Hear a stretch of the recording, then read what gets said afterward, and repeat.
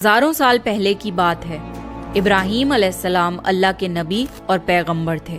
एक दिन जब इब्राहीम अलैहिस्सलाम सो रहे थे तो उन्होंने एक ख्वाब देखा जिसमें अल्लाह ने इब्राहीम अलैहिस्सलाम से फरमाया कि इब्राहीम, आपके नजदीक जो सबसे प्यारी और महबूब चीज हो आप उसे अल्लाह की राह में कुर्बान कर दीजिए। अब यहाँ आपको बता दूं कि अल्लाह अपने बंदों का और खास तौर से नबियों का इम्तिहान लेता है, ये देखने के लिए कि इंसान अल्लाह से ज्यादा मोहब्बत करता है या अल्लाह के दिए हुए तोहफों से ज्यादा मोहब्बत करता है। नबी और पैगंबर के ख्वाब सच्चे होते थे। वो जो भी ख्वाब में देखते थे वो अल्लाह का हुक्म होता था। तो ये ख्वाब देखने के बाद इब्राहीम अलैहिस्सलाम ने अपने ऊँटों के जत्थे में से 100 ऊँट कुर्बान कर दिए। आज के जमाने में ये 100 कीमती गाड़ियां सैक्रिफाइस करने के बराबर है।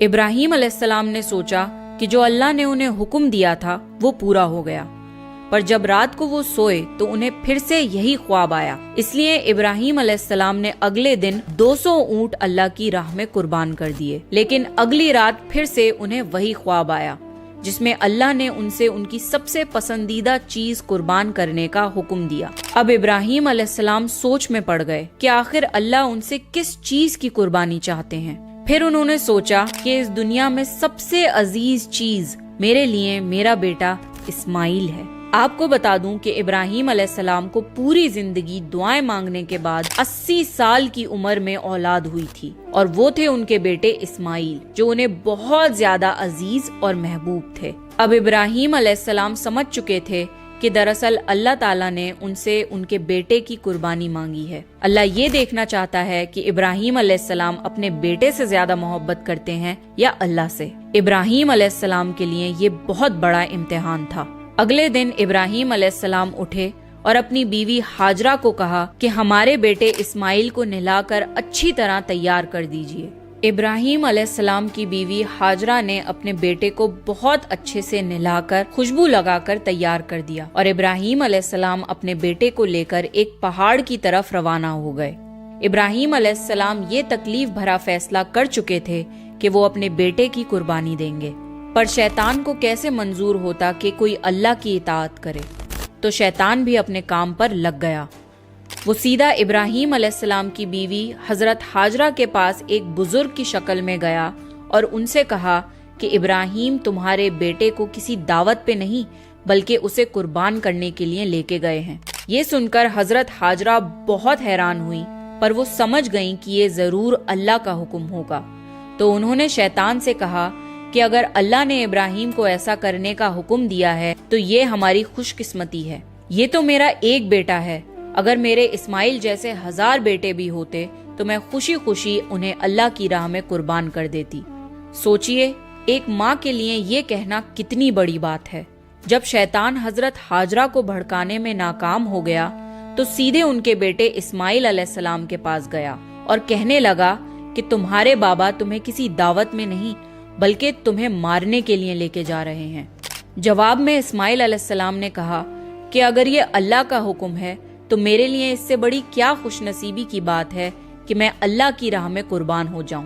13 साल के बच्चे में इतनी समझ और बहादुरी होना कितनी बड़ी बात है। यहाँ भी जब शैतान नाकामयाब हो गया तो वो इब्राहीम अलैहिस्सलाम को भड़काने की कोशिश करने लगा कि तुम्हें ये बेटा इतनी मन्नतों से मिला है, अगर तुमने इसे कुर्बान कर दिया तो बुढ़ापे में तुम्हारा सहारा कौन बनेगा, और अगर अल्लाह ने ये कुर्बानी भी कबूल नहीं करी तो तुम्हारा कितना बड़ा नुकसान हो जाएगा। ऐसा मत करो। शैतान हर तरह से उन्हें बार बार बहकाने की कोशिश करता रहा और गुस्से में आके इब्राहीम अलैहिस्सलाम ने शैतान को पत्थर मारे। यही वजह है कि जब लोग हज पे जाते हैं तो शैतान को आज भी कंकड़ी मारते हैं और ये हज के अहम अरकानों में से एक है। शैतान के जाने के बाद इब्राहीम अलैहिस्सलाम ने अपने बेटे को सारी बात बताई तो इस्माइल अलैहिस्सलाम ने फरमाया कि बाबा, अगर ये अल्लाह का हुक्म है तो मुझे ये मंजूर है। आप बस मेरे हाथ पैर बांध दिए और अपनी आंखों पे पट्टी भी बांध लिए ताकि आप जब मेरी गर्दन पर छुरी चलाएं तो आपको तकलीफ ना हो और आप ये करने से मुकर न जाएं। बस फिर इब्राहीम अलैहिस्सलाम ने अपने बेटे के हाथ पैर बांध दिए